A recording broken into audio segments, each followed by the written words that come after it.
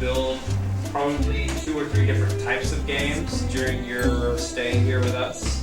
And we're going to work towards a game at the end that will be like the kind of game you play on the iPhone. As you can see, things are changing, getting more advanced, right? Now I want everybody to go to this level and play it now. Yes, this will be the final level. Open it and play it. Is that a fun level? Oh, it's a fun level. Oh, it's a Games are really big in our young people's culture. And so if we're trying to tap into things that they already have an interest in, how do we tie it to things that we really need for them to know for their own futures? And so GameDesk is that perfect match. It's a way of integrating math with creativity and also of helping our students understand they are creators and producers. We're creating the games. First I'm gonna create like just one character, and then I'm gonna take that same character and like change his whole color and outfit.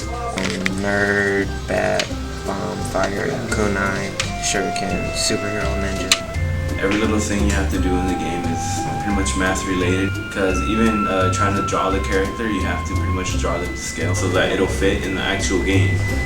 Did we talk about how something could be a larger resolution but the same, what? There we go. Look at that. Okay. Well, so far I am making my dinosaur game. So that's my dinosaur. So if we were to collide with the wall, it would stop. That's what I just learned. Hey Brandon, what you working on? I'm working on my game. I think sooner or later I have to put in some high score system where like the players will compete against their scores. Like a score attack? Yeah. So I wanted to make my grasshopper jump naturally, so I want him to know like how far and how high you're supposed to jump. For me to know how the grasshopper should jump, I have to know the quadratic formula. The first point of the parabola is the starting point. The second x is the second point of the parabola, meaning which is the vertex, and the third point of the parabola is where it lands. So by using the quadratic formula, I can determine the vertex and which angle it's jumping to. The game-making math course that was conducted in the spring was tied to several state standards for mathematics, targeting ratios, linear equations, and proportions, and some other concepts.